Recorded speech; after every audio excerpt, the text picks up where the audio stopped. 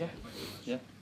Good afternoon, Gary. Hi. I was just a lesson in persistence today. Just keep on plugging away. You'll hit your reward. Yeah, I guess so. I think I was very proud of the group anyway. Even 1-0, 80 odd minutes, whatever it was on the clock. Just the performance and sort of the understanding of what we were trying to do and the structure. As well as the sort of the mentality to keep going. Obviously, we started very slowly, which caused us a problem. But then the reaction from that, I thought, was very, very good. 1-0 down at home to Spurs, who are a possession-based team and can then sort of suffocate you with the ball. For the lads to step up and keep believing in everything that we'd worked on. So I would have been very proud of the group anyway, even if somehow that game would have finished 1-0 to Tottenham. It would have been a bit of a hard luck story, but still would have been very proud of what the group managed to produce today. To then get the late equaliser and still have the wherewithal to want to go and get the winner as well, with virtually the last kick of the game. I mean, that just goes to show that, as I said, the resilience of the squad, I suppose. Yeah, I spoke to the boys at half time, obviously briefly, but around the scoreline's irrelevant. We were the better side in the 45 minutes, so don't let the scoreline dictate how you feel. You're on top of Spurs at this moment. They're a top side, but we're the better side on the pitch at the moment, and we need to keep believing that. You keep believing, we keep pushing, and then regardless of what happens, we come back in here and we accept where we are for what we've given. So yeah, it was probably the most proud I've been of a group that I've coached today. I think just to produce what they produced against the top side.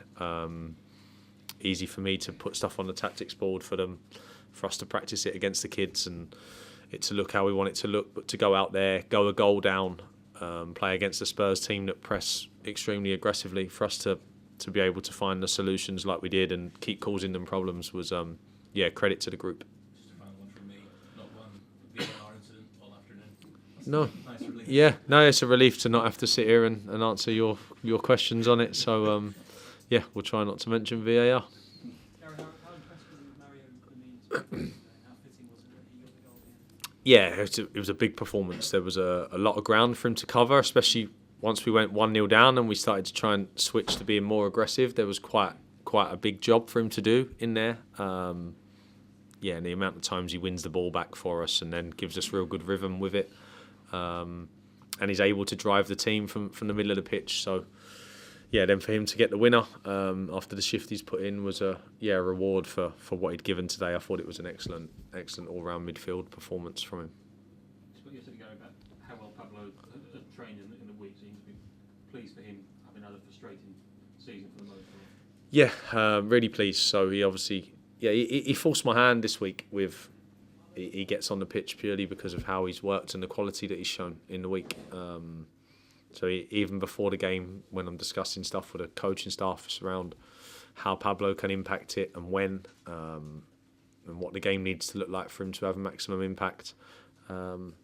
He's if you wanted anyone in those two situations, we have a talented group, of course, but when the ball's being fizzed across the pace it was, if you want someone on the end of it with a first touch and a finish, in our group, Pablo would be right at the top of the list. And then the same with the pass to Mario. If you want someone on that ball trying to find a pass through a high line, Pablo's very high up the list. So delighted for him because it's not easy not playing, especially when you're, an experienced pro, played for some big clubs. To have to sit and work and wait can be difficult. So really pleased for him. That's twice in 3 weeks you've come from a goal down and to win the game. Have you had to install that belief in the players since you've come here? I think the belief just comes from the work that we do. I think they, when you're having success against Spurs from the things that we've worked on, that increases belief. You speak about getting the ball wide, creating 2v1s and Spurs pressing aggressively, but if we position ourselves correctly, we should be able to get through or around it or over it. And the lads start to take belief from those situations. So that's sort of how I try and instill belief in them. And then we work on mentality a lot. I push the lads on it an awful lot. Spoke to them after the game there around how proud I was of what they produced. Like mentality-wise, I try and make that team sort of resemble me. And it did, but said to them, I was never good enough to produce a performance as good as that. I would have tried that hard, and I could have done that bit, but what they produced out there, I thought was excellent, of a real good level. And then the connection with the fans, I think, is another thing that has just been something that I thought long and hard about before I came in, around how you connect the group with the fans. Because, you know, it can be different in different areas around. So what I want my team to look like, and then what the fan base needs its team to look like as well. For it's obviously a hard working area. They work hard for what they get, and they need the team to resemble that. So trying to give them a team that they can also be proud of, and we work hard for what we get. We don't stop. We try and entertain them as well in moments. So yeah, hopefully, I think everyone can see that connection, and then hopefully we can keep it going. Have you lost it like that before after a winner? No, probably my biggest celebration. Don't know what happened, really. Just loads of energy, and I couldn't stand still. So I had to run somewhere, and we're not allowed on the pitch. So down the side of the pitch was one of my last options. So yeah, I'll try and control myself better in future. Gary, you've got an insight into how you prepare the team tactically when you're on Monday Night Football recently. Spurs have had a really settled team this season until this game with the injuries and suspensions. Did that, in a way, make it harder to prepare for what you were coming up against? No, I thought they'd stick to what they've done, just with different players, which they did. So, yeah, and obviously, yeah, I'm not going to lie. Them missing Romero, Van der Ven, and James Maddison was a huge positive for us today. It's not the reason we won the game. We had to go out there and win the game, but you know, would you rather face Tottenham with or without them three? You'd rather face them without them three. So. But yeah, I'm sure everywhere around the country today there'll be teams with their own issues. You know, we've got no Pedro at the moment, who's been excellent for us. Sometimes you get unfortunate and you have to play a team at full strength. Sometimes they're missing a couple. So today we had an opportunity against the best side that Spurs could pick, and yeah, we managed to take it. Expected to go, but how far you still think you go in terms of getting your ideas across? Would a win like that, given who it was against and given how it came so late at the end, accelerate that process a little bit in terms of the players believing what you're telling them? Yeah, I think obviously points-wise, you could argue that we've been unfortunate to be where we are. Obviously, a lot of talk around the six that we've maybe lost from unfortunate decisions. But if I'm honest, to be 12, 13 weeks in, whatever we are, we're probably ahead of where I expected us to be. There was a lot of noise around the place, obviously from the previous coach around what this season might look like and how much of a struggle it might be. Some top quality players and experience that left in the summer.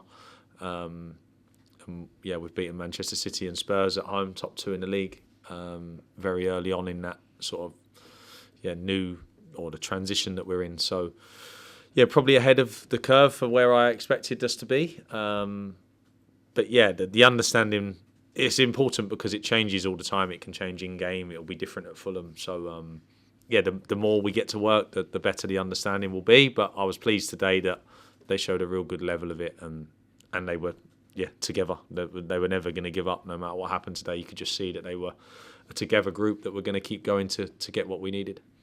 What can be achieved this season, Gary? I mean, you've 15 points now. You've put some serious distance between yourselves and the top three as well. I mean, is it just getting to that magic 35 points number, or you don't think about that? Yeah, no, I don't, and I don't know what the number is anymore. So you was 40 and then 38, and now you've said 35. So yeah, I'm not sure. I think making sure that the club is in the Premier League was when I came in, and that we understood that the squad was in transition, and that was the main thing. Like, let's make sure we're in the Premier League, which we haven't done yet. So let's make sure that we're in the Premier League again next season, and.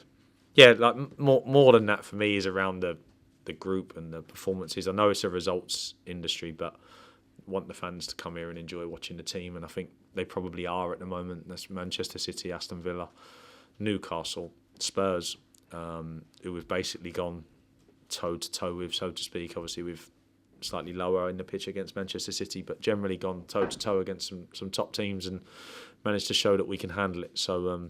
next test is obviously consistency. Played Luton and Sheffield United, haven't we, and didn't manage to get 3 points in those for various reasons. And some games coming up that we may have to be the team that goes and is on the front foot. So need to also make sure that we can do a bit of everything. You almost took yourself into talking about VAR. Did I? I don't remember the VAR bit, but yeah, no, yeah, I'm looking forward to the break. Looking forward to no talk of VAR, and yeah, I thought the referees were excellent today. To be honest, I thought they were very, very good. I think you're almost better when you're underdogs going into games. I hope not. I think I really like, this is going to sound strange, but I really like the 45 minutes at Sheffield United, which is not enough, of course, but a back five that are difficult to break down, created 4 clear-cut chances in 45 minutes and some other real good situations. So I think there's enough there for us to be good against teams that are not as high up the table. Obviously, because of our fixtures, we get to practice that less at the moment. Generally, we are the team that understands that we need to be really good without the ball, and then we need to take our moments. But yeah, I'm hoping to get the group to a place where they can do both. Cheers. All right, thanks guys.